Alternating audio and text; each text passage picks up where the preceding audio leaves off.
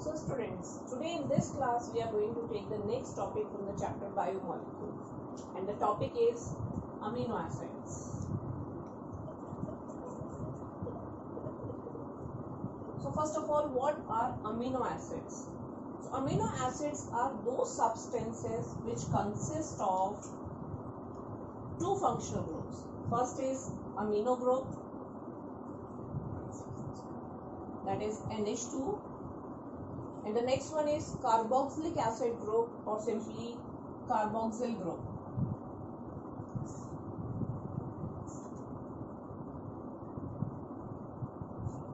Now, in a single substance, both these groups are present. Now, the relative position of these two groups, their relative position, decides the type of amino acid, whether the amino acid is alpha or beta or gamma and so on. So basically we have to concentrate on alpha amino acids. What are alpha amino acids? So if we will draw the structure of an amino acid with the COH group present in it, the very next carbon to this COH will be your alpha carbon.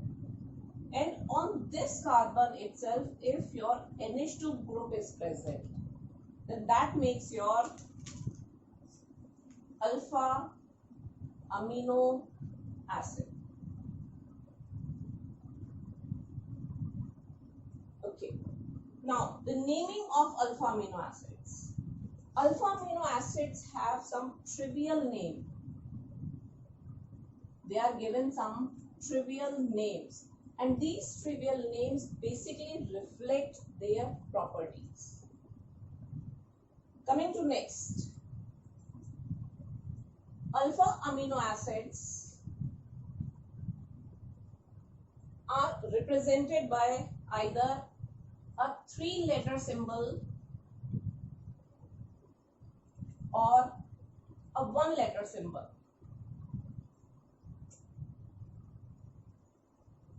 We are taking one example.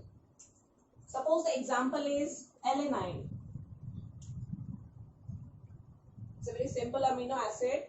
If we will draw the structure of alanine, it is somewhat like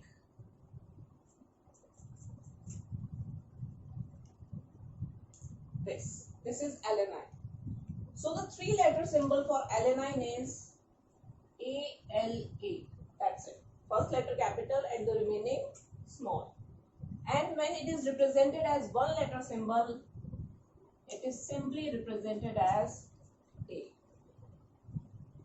So, just like alanine, many other alpha amino acids are also represented in the form of 3-letter symbol or 1-letter symbol.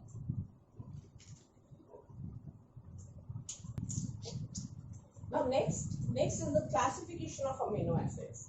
Now here we are going to study two classifications of amino acids. The first classification is based on the number, or you can say the relative number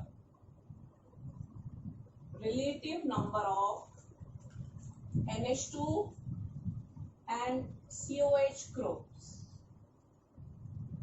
So if you will compare the number of NH2 and COH group, there are 3 possibilities.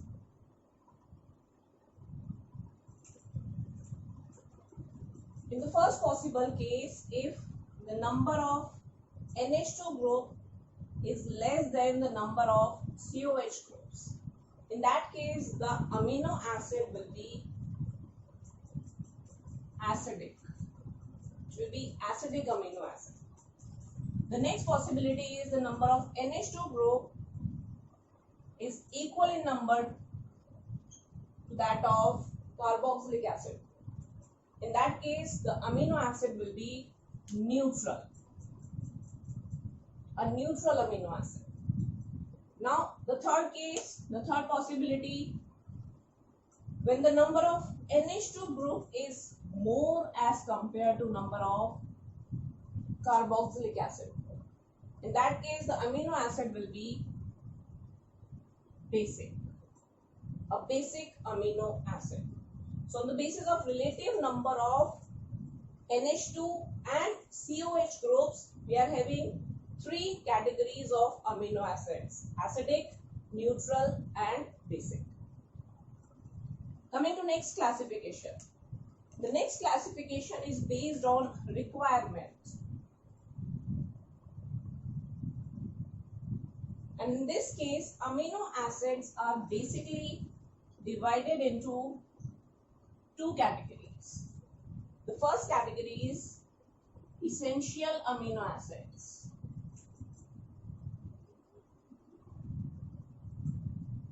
And the second category is non-essential amino acids.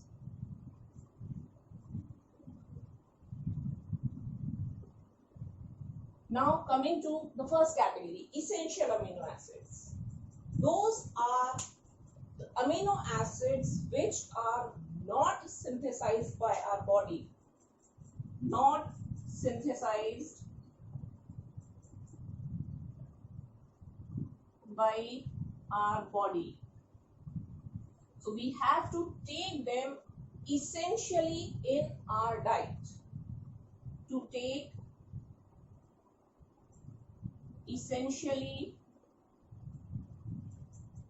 in our diet. Whereas on the other hand, in non-essential amino acids, they are synthesized by our body.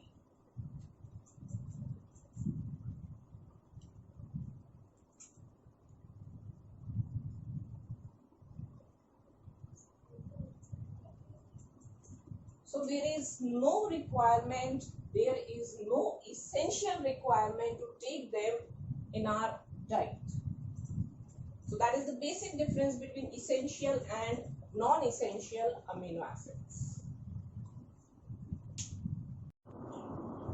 Now let's discuss the properties of amino acids.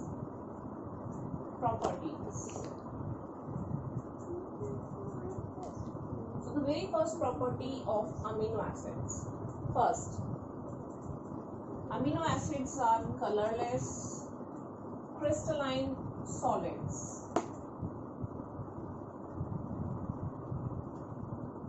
Second property, they are water soluble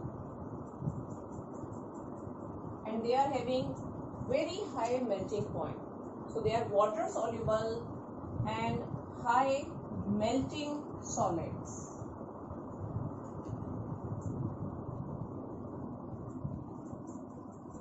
Now the third property.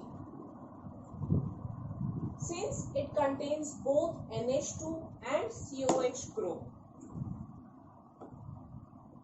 both NH2 and COH group, so it rather behaves as salt.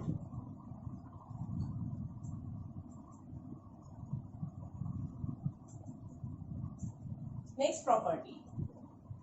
If it is present in aqueous media,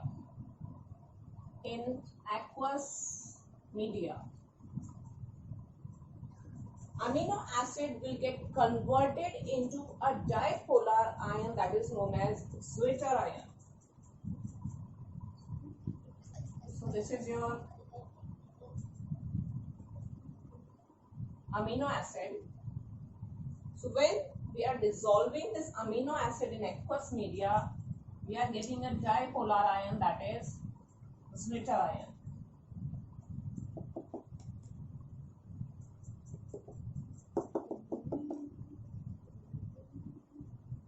So here you can clearly see this COH get converted into COO minus and this NH2 group gets converted into NH3 plus.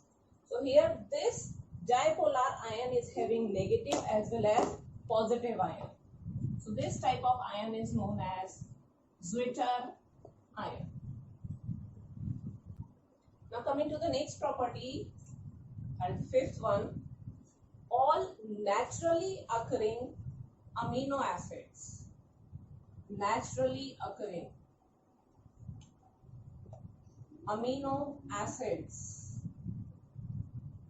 they are optically active.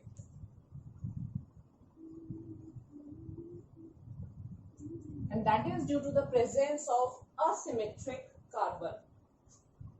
In all the naturally occurring amino acids, only glycine is the one which is optically inactive. So the exception is glycine. If we will check its structure,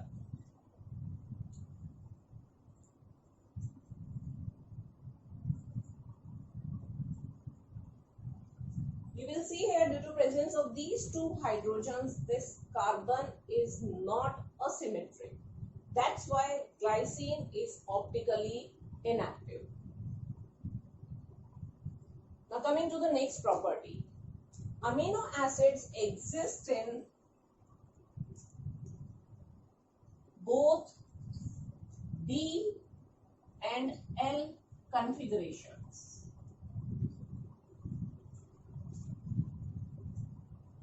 But most of the naturally occurring amino acids have L configuration. Most naturally occurring.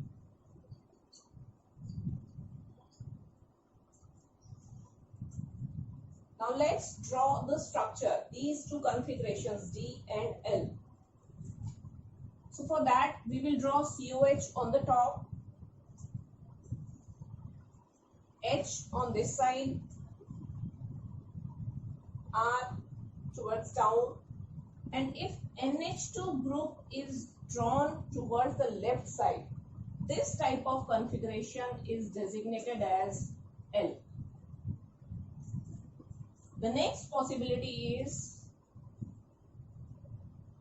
the position of COH will remain same, the position of R will remain same. Now the NH2 group is drawn on the right hand side. So when NH2 group is drawn on the right hand side, this configuration is designated as D configuration. So that was all about the properties of amino acids. Now if a base of amino acids is being formed, in the next class we are going to discuss proteins.